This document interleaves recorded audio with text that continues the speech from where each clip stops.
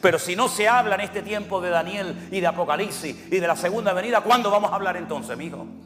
Si estamos nosotros más cerca de la venida del Señor que ninguna otra generación de creyentes. Y lo que está ocurriendo en el panorama político, económico, etcétera, etcétera, nos está indicando que el Señor viene pronto, que ya empezaron hace mucho tiempo los dolores de parto. Y si alguien te dice desde un púlpito, no se preocupen hermano, vamos a ir cada día mejor, te está diciendo mentiras. Europa está en coma. Holanda está en coma, Alemania está en coma, el mundo está enfermo con herida de muerte. Y el único que puede solucionar los problemas de Europa, de Latinoamérica, de Estados Unidos, de la economía y todo es solamente el Rey de Reyes y Señor de los Señores. No hay nadie, no hay nadie. De segunda de Tesalonicenses aparece el título Manifestación del hombre de pecado. Aunque ustedes van a poder comprobar, según vamos leyendo, que hay varios temas que son como los eslabones de una cadena que uno lleva al otro y así puedes llegar a una conclusión final. ¿Lo tienen, hermanos? Con respecto a la venida de nuestro Señor Jesucristo y nuestra reunión con Él, os rogamos, hermanos, que no os dejéis mover fácilmente de vuestro modo de pensar, ni os conturbéis ni por espíritu, ni por palabra, ni por carta, como si fuera nuestra, en el sentido de que el día del Señor está cerca. Nadie os engañe en ninguna manera, porque no vendrá sin que antes venga la apostasía y se manifieste el hombre de pecado, el hijo de perdición, el cual se opone y se levanta contra todo lo que se llama Dios o es objeto de culto, tanto que se sienta en el templo de Dios haciéndose pasar por Dios. ¿No os acordáis que cuando yo estaba todavía con vosotros os decía esto? Ahora vosotros sabéis lo que lo detiene, a fin de que a su debido tiempo se manifieste, porque ya está en acción el misterio de la iniquidad, solo que hay quien al presente lo detiene, hasta que Él a su vez sea quitado de medio. Y entonces se manifestará aquel inicuo a quien el Señor matará con el espíritu de su boca y destruirá con el resplandor de su venida. Inicuo cuyo advenimiento es por obra de Satanás, con gran poder y señales y prodigios mentirosos, con todo engaño de iniquidad para los que se pierden, por cuanto no recibieron el amor de la verdad para ser salvos. Por esto Dios les envía un poder engañoso para que crean a la mentira, a fin de que sean condenados todos los que no creyeron a la verdad, sino que se complacieron en la injusticia. Uno de los temas más mencionados en toda la Biblia, incluido lo que llamamos vulgarmente Antiguo Testamento y Nuevo Testamento, son las distintas apariciones o manifestaciones públicas y visibles del Mesías. En el Nuevo Testamento hay más de 150 referencias a la segunda venida del Señor Jesucristo. Pablo en sus cartas menciona el tema más de 50 veces. Y si nosotros, como la mayoría de los judíos no cristianos o mesiánicos, tuviéramos solamente el Antiguo Testamento y nunca hubiéramos leído el Nuevo Testamento, encontraríamos 8 veces más material para estudiar la segunda venida del Mesías que la primera. Es decir, no es un tema que se toca así superficialmente por encima y cuando lo quieres, estudiar o explicar, pues realmente hay poco que decir. No, todo lo contrario. Repito, es uno de los temas más mencionados en toda la Biblia, la segunda venida del Señor Jesús o del Mesías. En el capítulo 24 de Mateo, que nuestro hermano Domingo ha leído los primeros 13 versículos, es muy interesante porque cuando uno está en Israel, sobre todo en la ciudad de Jerusalén, yo agarro la Biblia por ese capítulo y se observan cosas que estando fuera de ese contexto geográfico no podemos observar o entender. Y es que dice la Biblia que cuando salieron del templo, ahora ustedes imagínense que allí a mi lado izquierdo, al derecho de ustedes, está el monte Moriah, donde estaba el templo de Jerusalén. Al otro lado, enfrente, hay otro monte. De ahí dice la Biblia que como Jerusalén tiene montes alrededor de ella, así está el Señor alrededor de su pueblo desde ahora y para siempre. Hay muchos montes y todos tienen nombre y mucha historia en Jerusalén. Repito, aquí estaría el monte Moriah, donde estaba el templo, donde Abraham subió a sacrificar a Isaac tiempo atrás. Y aquí enfrente estaría otro monte, que sería el monte de los Olivos. Y entre uno y otro hay un barranco, un torrente que se llama el famoso torrente del Cedrón. Dice la Biblia que cuando Jesús salió del templo allí en el monte Moriah, los discípulos le comienzan a enseñar las maravillas del templo, porque realmente el templo en aquel momento era espectacular. 40 años había tardado Herodes en ampliar el templo y en hacerlo cada vez más hermoso. Y ellos están orgullosos de su templo, de lo que en aquel momento era el Bet HaMikdash, o la casa santa de Dios. Y entonces el Señor, al ver que ellos están tan orgullosos de su templo, le dice el Señor a sus discípulos algo que los rompió totalmente, los descolocó. Y les dijo: ¿veis todo esto? Observarlo bien, porque no quedará aquí piedra sobre piedra que no sea destruida.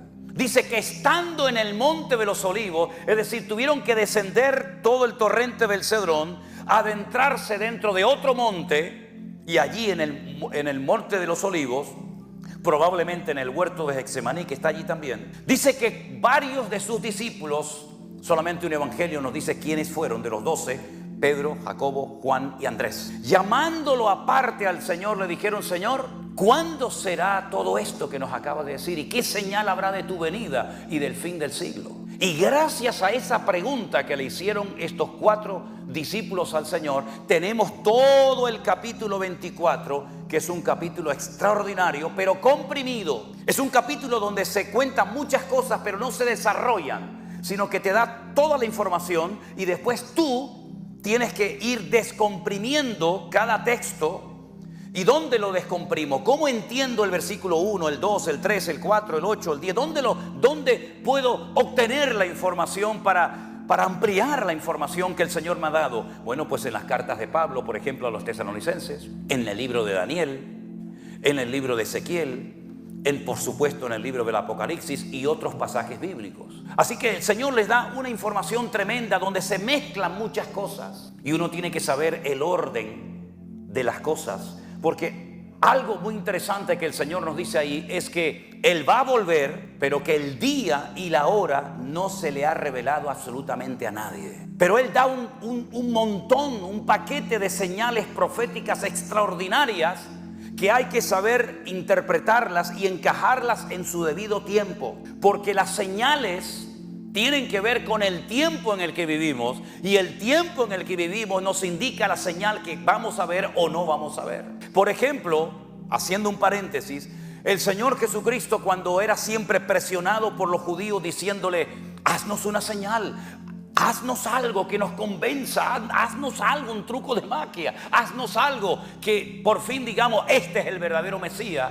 El Señor Jesucristo le dijo a esos judíos de su época: ustedes pertenecen a una generación perversa y maligna que siempre están buscando señales, y ustedes solamente van a ver una sola señal. Ustedes van a ver la señal del profeta Jonás. Y la explica y les dice: así como Jonás estuvo en el vientre de la tierra en el vientre del enorme pez 3 días y 3 noches, así estará el Hijo del Hombre 3 días y 3 noches en el vientre de la tierra. Esa fue una señal para la generación de Jesús, pero no es para nosotros.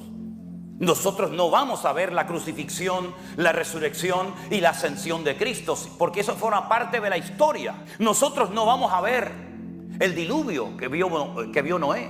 Nosotros no vamos a ver las tremendas victorias que obtuvo el rey David por la unción que el Señor le había dado para obtener victoria sobre sus enemigos. Pero sí tenemos que saber cuáles son las señales que nosotros vamos a ver. Porque cuando veamos esas señales, podemos discernir y podemos saber en qué momento de la historia nos encontramos. Amén. El capítulo 2 de Segunda de Tesalonicenses, que yo he leído en esta mañana, parte del capítulo hasta el verso 12, repito, es como los eslabones de una cadena, que un versículo te da una pequeña información, el siguiente te la amplía, pero necesitas el siguiente para seguir ampliando la información y el conocimiento. El capítulo comienza diciendo que con respecto a la venida de nuestro Señor Jesucristo, ahora aquí hay que pararnos para entender lo siguiente: ¿a qué venida está haciendo referencia el apóstol Pablo? Porque la Biblia habla de dos, de una primera venida como siervo sufriente, como cordero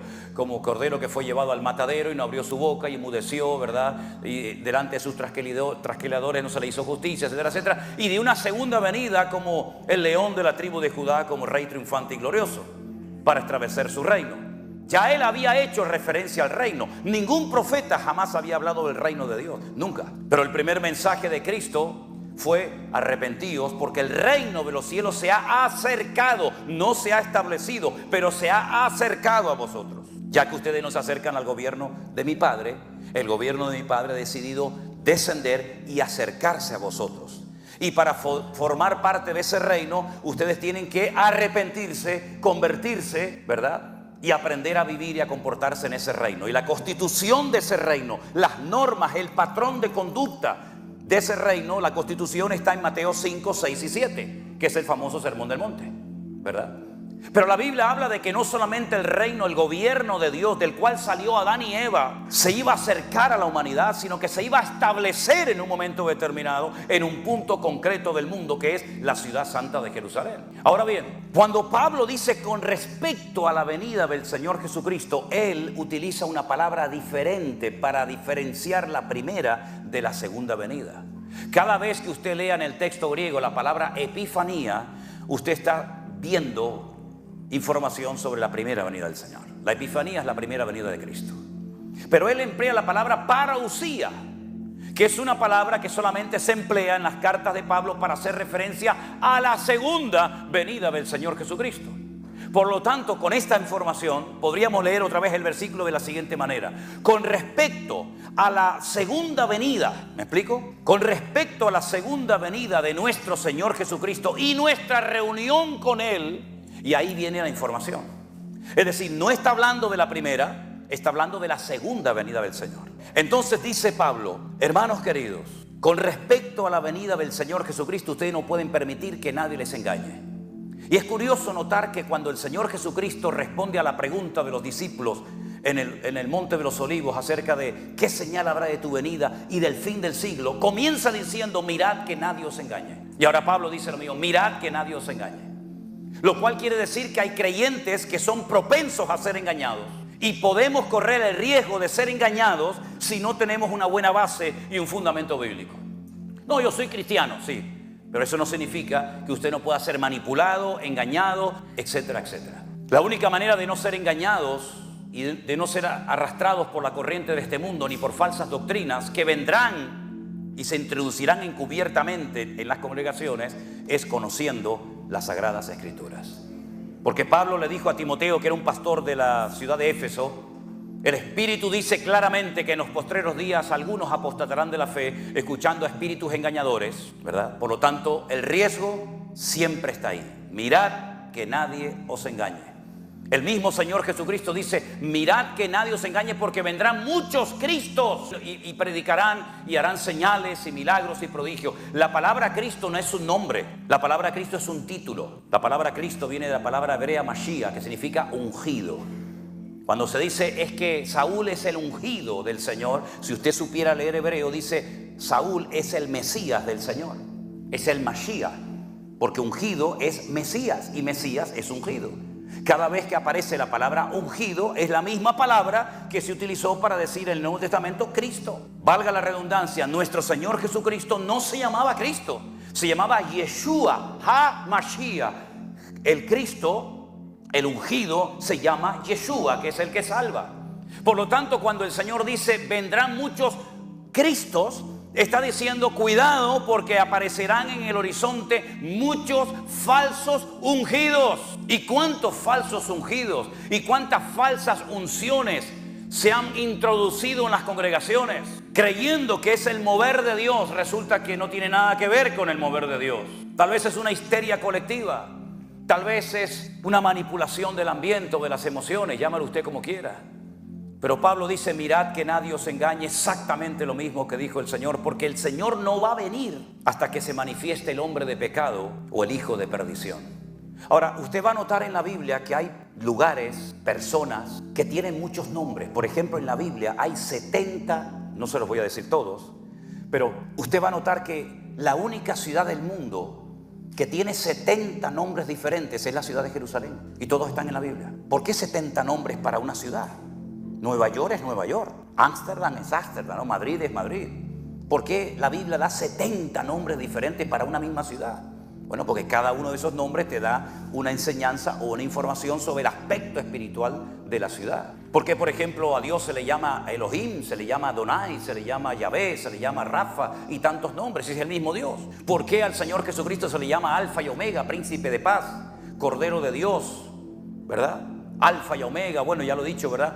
¿Por qué se le da tantos nombres? Para que conozcamos la esencia del Mesías. ¿Por qué al Espíritu Santo se le llama Espíritu de vida, Espíritu de adopción, Consolador, Espíritu de verdad? ¿Por qué tantos nombres? Bueno, porque cada uno de esos nombres se nos da una información. Con el anticristo o este personaje político siniestro que ha de aparecer en los últimos tiempos, que se va a levantar de aquí del continente nuestro, se le llama cuerno pequeño, hijo de pecado, hijo de perdición, hombre de pecado, inicuo, anticristo. Y hay un montón de nombres para definir a la misma persona.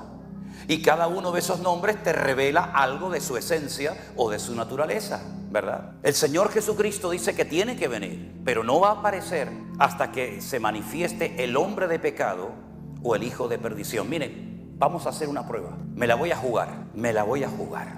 Para los que me están mirando con lupa y diciendo, voy a ver por dónde va este hombre. Te lo voy a poner más fácil, para que después, si quieres, me critiques. Hoy el Señor Jesucristo no va a venir. Ya está, me la jugué. Esto está grabado y usted lo puede ver cuando quiera.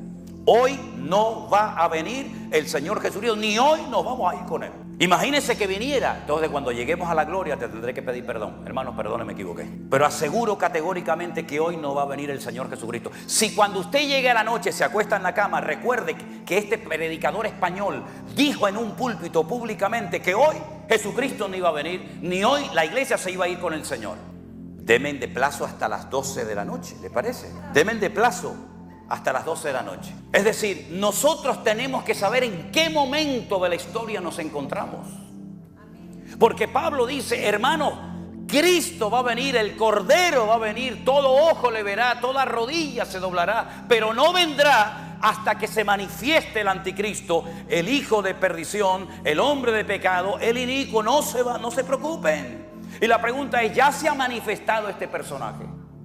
No, señor, no se ha manifestado. Bueno, yo he oído que el rey de España ahora que está, que era el anticristo, que Bukele, el presidente de El Salvador, era el anticristo, que en mi época se decía, ¿se acuerdan? Aquel presidente de Rusia, Gorbachev, que tenía ¿cómo era? Como un lunar. Ah, mira la marca de la bestia, ahí está el anticristo.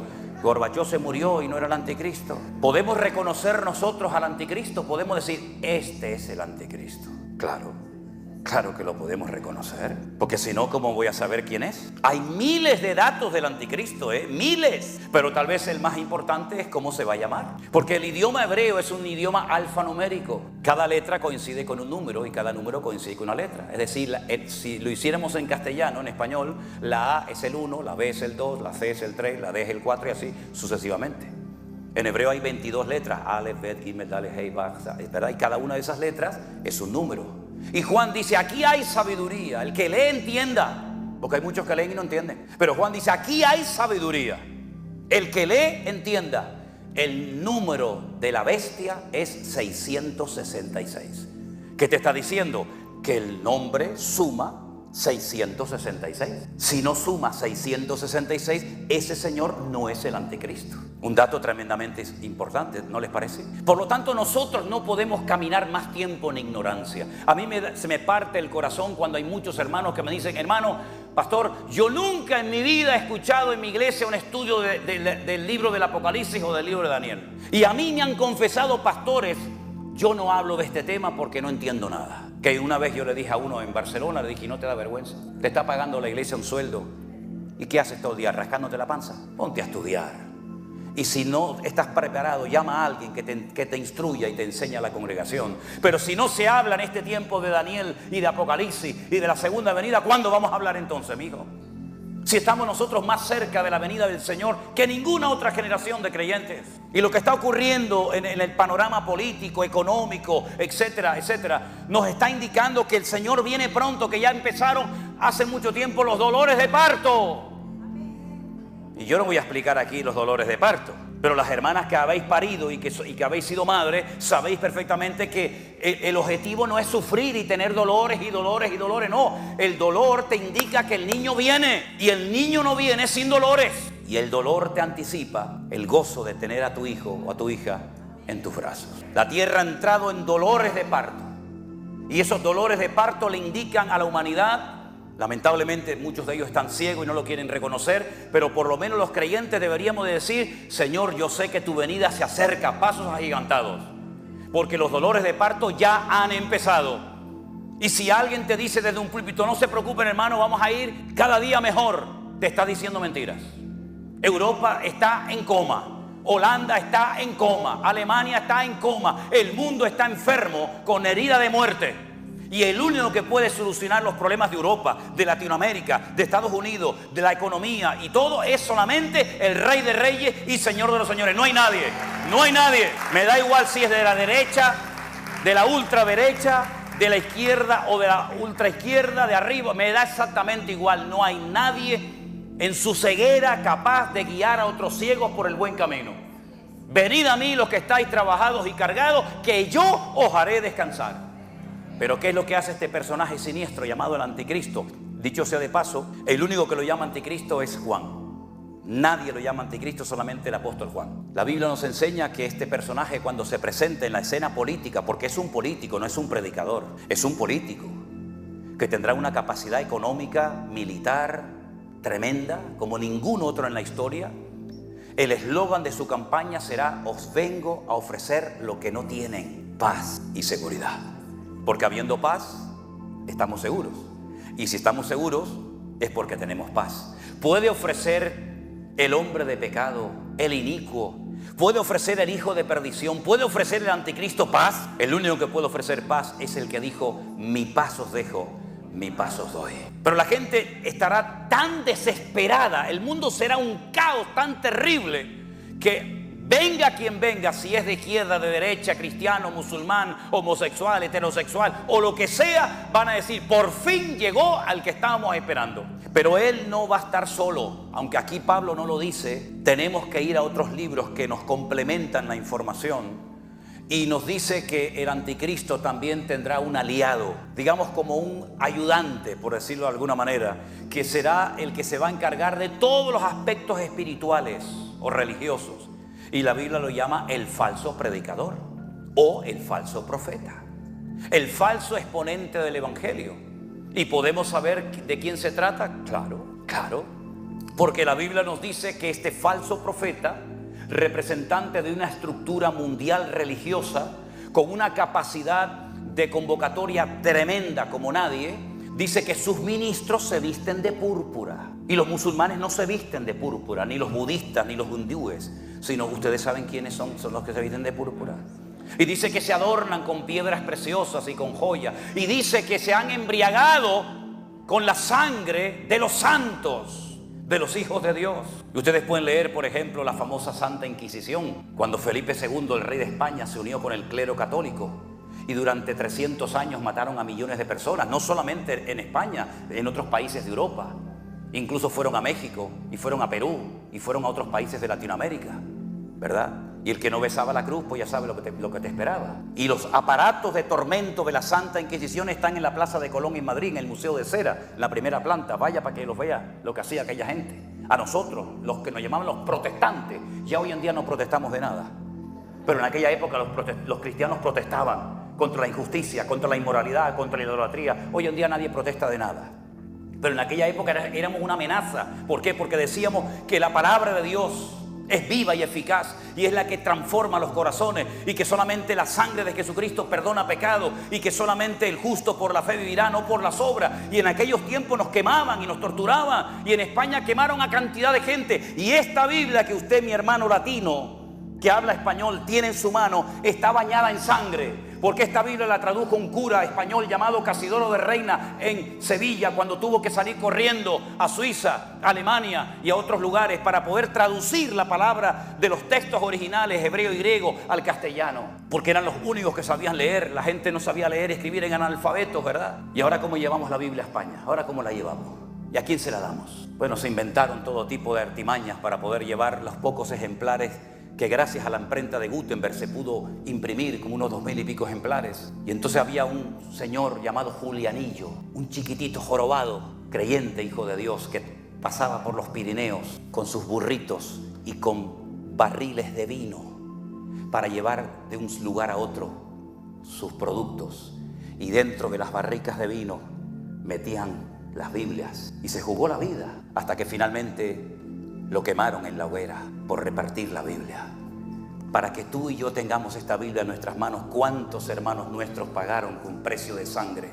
Para que después la olvides y para que después la dejes en la banca de tu iglesia, cuando detrás de cada letra, cada capítulo, cada página, cada parábola, cada historia, hay sangre de mártires que se jugaron la vida para que tú te pongas a leer ya la Biblia y te dejes de perder el tiempo y de tontear en internet con una de Colombia, una de México que no sabe ni cómo se llama, y le abres tu corazón. Es increíble. Por lo tanto, si usted quiere saber en qué tiempo de la historia te encuentra, métase en la página de la palabra de Dios, porque la Biblia dice: Cristo, hermanos, va a venir, pero no va a venir tranquilo, no se pongan nerviosos, no se perturben, porque hasta que no se manifieste el anticristo, el hijo de pecado, no va a venir el Señor. Y no solamente eso, sino que se tiene que manifestar la apostasía. ¿Y qué es la apostasía? La apostasía es la anarquía espiritual, la pérdida de valores. Ya todo es relativo, nada es absoluto. Si a ti te apetece, si a ti te agrada casarte con tu gallina, pues te casas con la gallina, no pasa nada.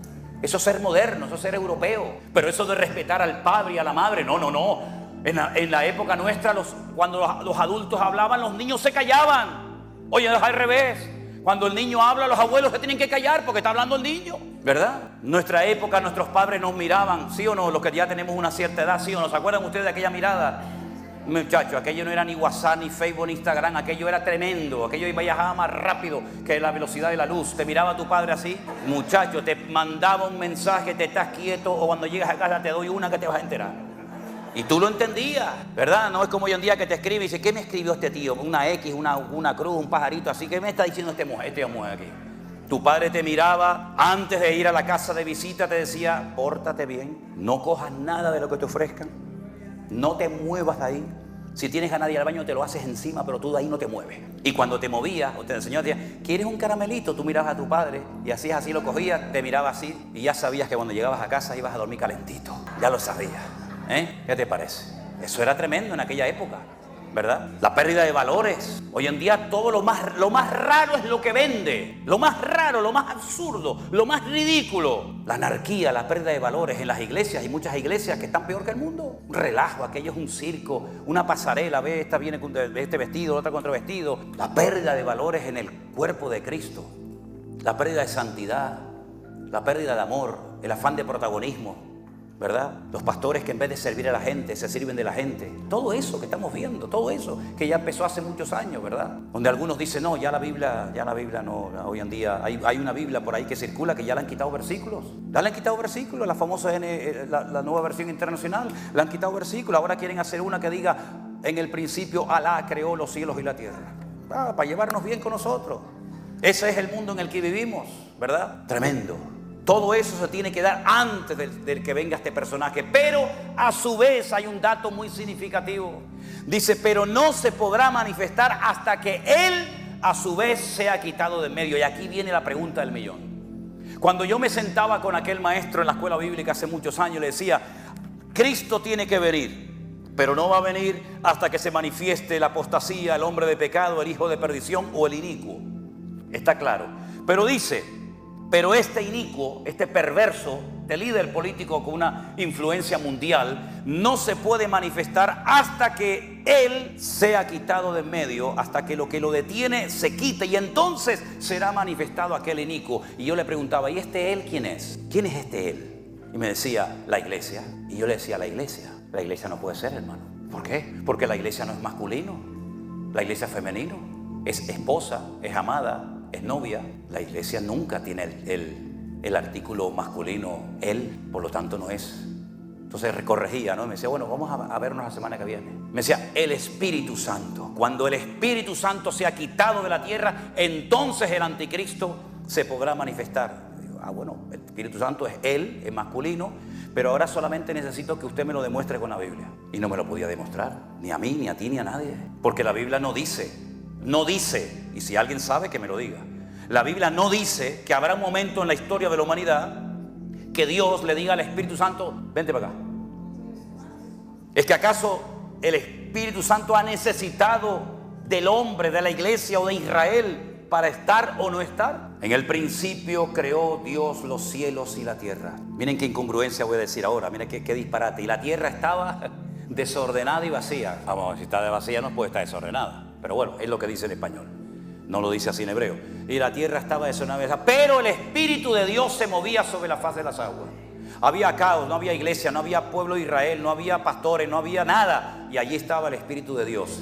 Y en el principio Elohim, el primer versículo dice, Bereshit bara Elohim et haaretz. Elohim es un nombre polivalente que termina en in. Y el masculino plural en hebreo es in. En el principio, literalmente dice en el principio, en un principio, dioses creó los cielos y la tierra. Porque esa palabra se emplea para no tendrás dioses, lo yiyeh leja Elohim alpanai. Así empiezan los 10 mandamientos. Se lo voy a repetir. Lo yiyeh leja Elohim alpanai. No tendrás dioses ajenos delante de ti. Y la palabra es Elohim en Éxodo 20. Pero en Génesis 1:1 dice Bereshit bara Elohim. Entonces, ¿cómo que Elohim es dioses? Porque es la palabra que se utiliza para hacer referencia al plural masculino, ¿verdad?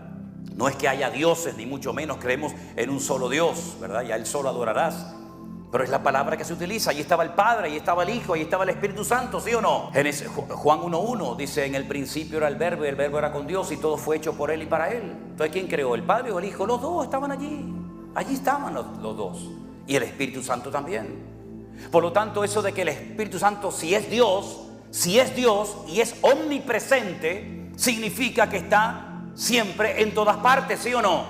El diablo no puede estar en todas partes al mismo tiempo. Hay algunos creyentes que enseñan eso. No, el diablo está aquí, pero ¿dónde está el diablo ahora? ¿Está aquí? No, el diablo no está aquí. La Biblia dice, ¿dónde está el diablo?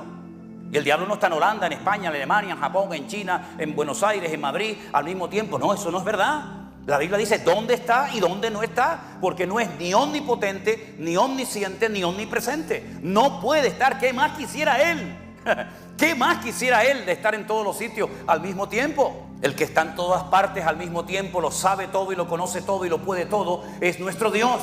Y Dios es Padre, es Hijo y es Espíritu Santo. Por lo tanto, cuando Pablo dice hasta que Él sea quitado de en medio, no está haciendo referencia al Espíritu Santo, porque eso es una herejía. Eso significaría que hay un momento en el que Dios no está en el mundo. Cuando la Biblia dice, de Jehová es la tierra y su plenitud. ¿Dónde huiré de tu presencia? ¿Dónde me esconderé? Dentro de un olivo como se escondió Adán y Eva en el jardín de Edén. Dentro de un barco como se escondió Jonás, que se quería ir a Tarsis, a España. Allí me voy a esconder y Dios no me va a encontrar. ¿Dónde huiré de tu presencia, Señor? Cuando toda la tierra le pertenece al Señor y la controla. Y lo peor de todo es que no puedo demostrar bíblicamente que el Espíritu Santo no va a estar en la tierra durante el periodo tremendo de los últimos tiempos. Lo que pasa es que para poder justificar esta postura, un cura, no un pastor evangélico, no un reverendo, un apóstol, no, un cura católico, estudiando en su monasterio, él por su cuenta, Daniel y Apocalipsis, llegó él por su cuenta y riesgo, en el siglo XIX, principios XIX, a la conclusión de que la Santa Madre Iglesia Católica y Apostólica no estaría en la tribulación. Él dijo que la Iglesia Católica, por ser la iglesia verdadera, según su punto de vista, no estaría en ningún momento de lo que llamamos gran tribulación o como también se llama tiempo de angustia de Jacob. Y entonces hubo un teólogo protestante llamado el doctor Scofield, que por primera vez en la historia se atrevió a poner en la Biblia comentarios, cosa que estaba totalmente prohibida y muy mal vista. Bueno, usted sabe hoy en día que las Biblias tienen al fondo, al final tienen de todo. Tienen de todo, tienen mapas, tienen pesos y medidas, tienen opiniones de fulano, de mengano. En aquellos siglos eso era muy mal visto. La Biblia no tiene que tener nada más que la Biblia y nada más. Hoy en día es casi imposible encontrar una Biblia que no tenga nada de ese comentario. Scofield puso en su Biblia, que se llama la Biblia de Scofield, él puso que la iglesia evangélica, no la católica, como había dicho el cura, que la iglesia evangélica no estaría en lo que llamamos gran tribulación. Claro, esto cayó, lo dijo Scofield. ¿Se dan cuenta el problema de decir amén a todo? ¿Se dan cuenta de que cuando levantamos a un hombre demasiado, creemos que todo lo que dice es correcto? Eso cayó, hermanos, de maravilla, porque claro, ¿quién quiere ser aquí perseguido? ¿Hay alguien que esté orando para ser perseguido, torturado, encarcelado, quemado, descuartizado? ¿Hay alguien así? No. Nadie. Si el Señor permite que nos maten como mártires, pues Dios nos dará las gracias para poder soportar.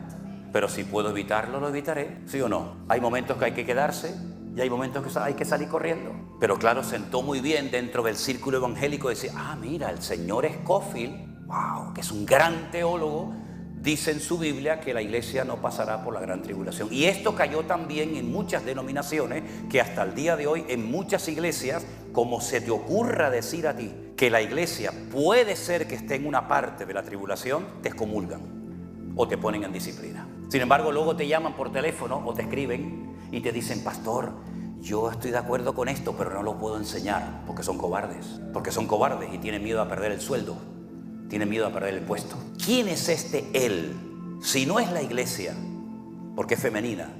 Si no es el Espíritu Santo, si no es como alguien dijo el Imperio Romano, ¿quién es este él? Porque Pablo, mira lo que dice aquí, dice, vosotros sabéis lo que lo detiene. Versículo 7, ya está en acción el misterio de la iniquidad, solo que hay quien al presente lo detiene hasta que él a su vez se ha quitado de medio. Pero vosotros sabéis lo que lo detiene. ¿Cómo es posible que gente que llevaba 3 semanas de convertido ya sabían? Y hay pastores y hay creyentes que llevan toda la vida en la iglesia y no saben responder a esta pregunta. El lugar donde más tiempo Pablo estuvo ministrando fue en Éfeso, después en Corinto. Pero donde menos tiempo estuvo, porque tuvo que salir corriendo, fue en Tesalónica. Y miren el nivel, fíjense el nivel de enseñanza que daba Pablo a los tesalonicenses, que les habla de temas que hoy en día algunos dicen, yo no me entero de nada, yo no sé nada de este tema. Ellos sabían incluso que estaba deteniendo la manifestación del anticristo, lo sabían. Pero yo les voy a decir lo que dice la palabra de Dios. ¿Están de acuerdo? Vengan conmigo al Antiguo Testamento. A lo mejor muchos de ustedes ya esto lo saben. A lo mejor otros dicen, yo no había oído esto en mi vida. Bueno, pues está bien, así aprendió algo. En el libro de Daniel, que es el Apocalipsis del Antiguo Testamento. El libro de Daniel es el Apocalipsis del Antiguo Testamento. De hecho, hay cosas que para poder entenderlas del Apocalipsis hay que entender el libro de Daniel. Y hay cosas que para entender del libro de Daniel tienes que leer el libro del Apocalipsis. Ambos se complementan, ¿verdad? En Daniel capítulo 12... titulado El tiempo del fin, dice lo siguiente, Daniel 12:1. En aquel tiempo se levantará, cum es levantarse, quitarse, desplazarse, moverse. En aquel tiempo se levantará Miguel, el gran príncipe que está de parte de los hijos de tu pueblo. ¿Y qué va a pasar cuando este general del ejército de Dios se le diga, quítate, muévete? Pues dice que será tiempo de angustia, cual nunca fue desde que hubo gente hasta entonces. Pero en aquel tiempo será libertado tu pueblo y todos los que se hallen escritos en el libro. Muchos de los que duermen en el polvo de la tierra, de los muertos, serán despertados, unos para vida eterna y otros para vergüenza y confusión perpetua. Los entendidos resplandecerán como el resplandor del firmamento, y los que enseñan la justicia a la multitud como las estrellas a perpetua y de eternidad. Pero tú, Daniel, cierra las palabras y sella el libro hasta el tiempo del fin. ¿Cómo se te quedó el cuerpo?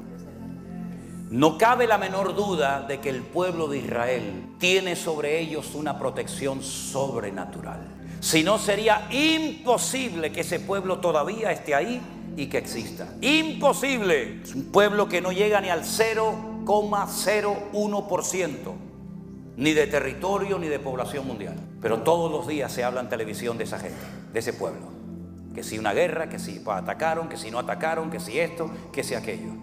Cientos de millones de árabes darían lo que fuera ahora mismo por destruir a ese pueblo. De hecho, en la mayoría de las constituciones de los países limítrofes, países que le rodean y de grupos terroristas, ¿verdad? En su carta magna dice que su objetivo es la destrucción y aniquilación del Estado de Israel. Lo intentaron los babilónicos, lo intentaron los medos persas, lo intentaron los griegos, lo intentaron los romanos, lo intentaron los cruzados, lo intentó Adolf Hitler en la Segunda Guerra Mundial, lo intentó todo el mundo, y todos los que intentaron destruirlo desaparecieron. No queda rastro de ellos. Y ellos siguen ahí, su bandera, con su himno, con sus tradiciones, con su menorá, con su talid, con sus costumbres. Ahí siguen. ¿Qué es lo que hace que este pueblo sea indestructible? Nadie puede con ellos. Desde que entraron en la época moderna, en 1947-48, que David Ben Gurión declaró la libertad del Estado moderno de Israel, han tenido 8 guerras. 8 guerras. Le han atacado por tierra, por mar, por aire, por la izquierda, por la derecha, por arriba, por abajo, por dentro. Y cada vez que hay guerra, pierden territorio los enemigos y siguen estando ellos ahí. Pero ¿qué es lo que tiene esta gente? ¿Qué es lo que tiene? Que a veces lanzan un cohete hacia allí y se da la vuelta y cae en territorio enemigo. ¿Qué es lo que hizo que en la guerra de los 6 días, subiendo los poquitos tanques de guerra israelíes por los altos del Golán, llegaran arriba y se encontraran con centenares de tanques de combate armados hasta los dientes de los sirios y de los árabes, y de repente estos muchachos desde su tanque observaran que levantaban la tapa y salían corriendo y dejaban los tanques encendidos, los motores arrancados, con todo el armamento dentro? Y dicen, ¿pero qué hacen? Pues si somos 4 y ellos son 1000, ¿por qué no nos destruyen? Y años más tarde, alguien contó, decir, ¿cómo nos vamos a huir? ¿Cómo nos vamos a huir? Si cuando ustedes subían por la montaña, una mano gigante les iban cubriendo y amparando. ¿Cómo nos vamos a huir si el que pelea contra ustedes pelea contra el Dios de Abraham, de Isaac y de Jacob? Es increíble, es increíble. Tiempo de angustia de Jacob, sí, mucho. Ahora Israel está como nunca la he visto. Llevo 22 años viajando todos los años, 2, 3, 4 veces a Israel, y nunca he visto a Israel tan sacudida y tan dividida como está. Pero no podrá ser destruida por un motivo fundamental, porque el que destruye a Israel demuestra o que Dios no existe o que Dios es un mentiroso. Porque Dios dice, no lo hago por vosotros, yo no lo hago por ustedes, son los mejores de la tierra, no, lo hago por mí, lo hago por mi nombre, porque Dios se ha empeñado, Dios ha dado su palabra y ha jurado por sí mismo que nadie podrá destruir a ese pueblo, sacudido por aquí, por todo lo que ustedes quieran, hasta la altura de los frenos de los caballos llegará en el valle de Meguido, en la batalla de Armagedón, y estarán meses y meses enterrando muertos y años quemando armamento, pero no podrán ser destruidos nunca, porque el que destruye a Israel es como el que destruye a Dios. Y es una guerra con una connotación espiritual tremenda. ¿Quién puede más, este Dios o este Dios? ¿Saben cuántos cohetes han caído o han lanzado desde la franja de Gaza a Israel? ¿Saben cuántos cohetes están lanzando ahora mismo desde el norte contra Israel? Pero tan difícil es destruir a esta gente, tan complicado es destruirlos. No es que sean invencibles humanamente hablando, es que Dios ha empeñado su nombre y su palabra. Y esa es la pura realidad. Ahora llegará un momento cuando se pondrán las cosas muy complicadas. Muy complicadas. Cuando Estados Unidos le diga, ahí te quedas, amigo. Y cuando Europa, que ya lo ha hecho. Porque no hay un continente más cobarde y más traidor que el de Europa. Que hoy se pelean y mañana se van a comer juntos. Terrible, terrible, ¿no? Cuando Israel se vea sola y está siendo atacada por todas partes y las legiones, las hordas del anticristo vayan contra la ciudad de Jerusalén, apoyados desde el norte por Rusia, por China, por los países árabes y también por Europa. Y vayan más de 100 millones de personas a pelear contra Israel para tomar la ciudad del gran rey, la ciudad de Jerusalén. Dice la Biblia que tendrán que levantar su mirada al cielo. Porque el arca de Noé solamente tenía una ventana, mi hermano. No era como esos barcos que tienen ventanitas por babor y estribor, sino solamente tenían una ventana y estaba arriba. Era la única dirección a la que podían mirar, al Altísimo. Si habéis resucitado con Cristo, poner la mira en las cosas de arriba, no en las de la tierra, ¿verdad? Pues cuando ellos estén ya con la soga al cuello y ya no digan, no podemos más, nos van a destruir, es entonces cuando Él vendrá y pondrá sus pies sobre el monte de los olivos y el monte se partirá y todo ojo le verá y todos se lo robarán delante del gran rey, aleluya, de toda la tierra. Ese es nuestro Dios. Entonces, mis queridos hermanos, a la iglesia nunca se le prometió no pasar por problemas. Eso es lo que algunos enseñan desde los púlpitos. Vengan al Señor, conviértanse y todos sus problemas desaparecerán. Falso, falso. Ya me gustaría a mí poder predicar así, pero estaría mintiendo, hermanos. El que quiera vivir, no sé cuántos quieren vivir piadosamente, pero dice la Biblia que el que quiera vivir piadosamente sufrirá persecución. O por el padre, por la madre, por el compañero de trabajo, por el vecino, por quien sea. Si tú quieres verdaderamente ser un hombre de Dios o una mujer de Dios, tarde o temprano se meterán contigo, mío. No seas un cristiano espía. No, nadie sabe en el trabajo que soy cristiano. Nadie lo sabe, no lo diga. Me acuerdo un día que fui a predicar una mañana a una iglesia y se levantó, era un culto abierto donde se podían levantar diferentes personas según el estilo, el modelo de esa iglesia, a compartir. Y se levantó un señor y un sermón ahí muy elocuente. Y por la tarde, en el pueblo donde este señor vivía, pues, me estoy extendiendo mucho.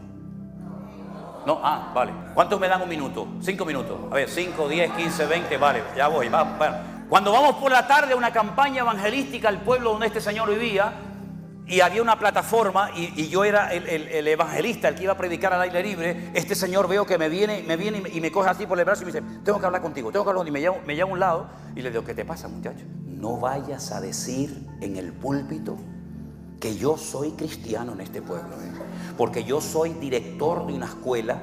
Y como se enteren de que yo soy cristiano, puedo tener serios problemas. Así que no se te ocurra mencionarme ni decir nada. No diga, el Señor tal, está aquí nuestro hermano. Nada ni se te ocurra. Un cristiano espía. En la iglesia, muy valiente. En la calle, un cobarde. Y la Biblia dice que el que se avergüenza de mí delante de los hombres, yo me avergonzaré delante de él, delante de mi Padre. Entonces, si tú quieres vivir conforme a la voluntad de Dios, prepárate. Es que me pueden echar el trabajo. ¿Y qué? ¿Y qué? ¿O es que no han echado del trabajo y no han torturado y no han encarcelado y no han echado de muchos lugares a hermanos nuestros a lo largo de la historia? ¿O es que tú y yo somos mejor que nuestros hermanos del pasado? ¿Estamos dispuestos a pagar un precio? ¿O a qué rayo viniste tú a Europa, mijo? A ganar dinero, a ahorrar para comprarte una casita en Bolivia, en Ecuador, en Perú, y cuando te jubiles te vas allí con las gallinas y con los chanchitos a disfrutar de la vida. Ese es tu plan de vida. Te equivocaste, mi hermano. Nosotros ya no tenemos plan personal ni agenda. Nuestra agenda, nuestra vida la dirige el Rey de Reyes y el Señor de los Señores, mi hermano. Esa es la cruda realidad. Y si mañana el Señor te lleva a otro lugar, tú tienes que ir con gozo y con alegría. Y es que claro, es que aquí gano $10,000, aquí gano 10,000. Y si voy allí, claro, si voy a España, pues voy a ganar 1,500. ¿Y qué? ¿No dice la Biblia que el justo por la fe vivirá? ¿Dónde están los valientes hoy en día? Porque la Biblia nos da la lista de hombres valientes, pero hoy en día para buscar hombres valientes, a ver si los encuentras. Y la Biblia nos enseña que en los últimos tiempos la iglesia también va a ser sacudida. ¿Saben por qué? Porque la iglesia no está en su mejor momento.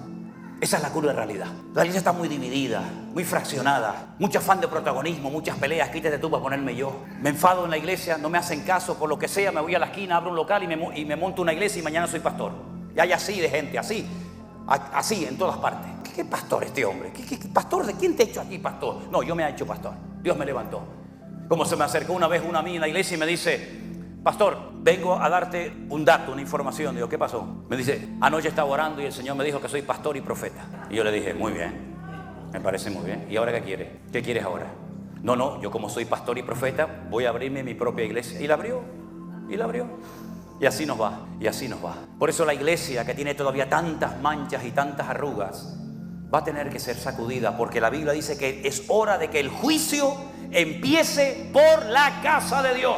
Y yo me temo que aquí en Holanda el corazón de la iglesia y de ustedes pues es exactamente igual que si te vas a Guatemala, a España o a donde quiera que sea. Claro que la iglesia pasará por luchas y por pruebas, pero la Biblia nos da un dato y es el último que comparto en esta mañana, porque de este tema podría estar hablando días y días. ¿Cuándo se producirá entonces ese encuentro con Cristo? Yo dije hace un rato, hoy no. ¿Se acuerdan que lo dije? De momento no ha venido. ¿Cuándo se producirá entonces ese encuentro? ¿La Biblia lo dice? Claro que lo dice. Claro que lo dice. Primera de Corintios capítulo 15, y esta es la última porción que les comparto en esta mañana. Primera de Corintios capítulo 15 es un capítulo monográfico, es decir, habla de un solo tema. No mezcla diferentes temas en el mismo pasaje, sino que es un capítulo que va desarrollando un tema central, que es la resurrección, lo que se conoce como la anastasis, la transformación como de gusano a mariposa, para que me entiendan. Primera de Corintios capítulo 15, es un capítulo muy extenso, pero yo voy a leerles los versículos 51 y 52. Repito, Primera de Corintios 15, versículos 51 y 52. Dice la palabra del Señor así: he aquí os digo un misterio, algo que no se ha contado nunca. Eso es la palabra misterio, un secreto. Yo voy a revelarles un secreto, y es el siguiente: no todos dormiremos, pero todos seremos transformados. Amén. En un momento, en un abrir y cerrar de ojos. ¿Cuándo? ¿Cuándo? A la final trompeta. Porque se tocará la trompeta y los muertos en Cristo, los muertos serán resucitados incorruptibles y nosotros seremos transformados. ¿Cuándo se produce esta resurrección? ¿Cuándo seremos transformados? ¿Cuándo nos reuniremos con el Señor? A la final trompeta. No lo digo yo, lo dice la Biblia. La pregunta es, ¿y esto de las trompetas qué tiene que ver? Porque el libro del Apocalipsis relata 21 juicios diferentes, en 3 grupos de 7, 7 y 7. Empezando por el capítulo 6 de Apocalipsis, los 7 sellos, caballos que van cambiando de color, que todo eso tiene una explicación. Se habla del jinete, pero se habla a través del caballo. Terminan los 7 sellos y comienzan los 7 toques de trompeta. Terminan los toques de trompeta y comienza entonces las 7 copas de la ira, que es cuando marcan a la gente con la marca, ¿se acuerdan? Pablo dice, en un momento y en un abrir y cerrar de ojos, se tocará la trompeta y los muertos serán resucitados incorruptibles y nosotros seremos transformados. A la final trompeta, hasta que toque la última trompeta, tienen que pasar 7 sellos. Cuando terminan los 7 juicios o 7 sellos, empiezan otros 7 juicios más, hasta llegar al 7º toque de trompeta. Y es ahí donde dice Pablo que se producirá la resurrección de los muertos y nuestra reunión con Él, y viviremos por la eternidad con el Señor. Entonces usted tiene que leer a partir de hoy urgentemente el Apocalipsis para saber de los 7 sellos cuántos ya se han producido, si es que se ha producido alguno o se han producido todos. Y usted posicionarse y decir, cuidado, estamos aquí o estamos allá, y saber cómo comportarse. Pero como conclusión final de todo esto, por supuesto, Cristo viene pronto. Gracias por acompañarnos. Sigamos juntos en el camino de la fe y no te pierdas el próximo mensaje que tenemos para ti. Que Dios te bendiga.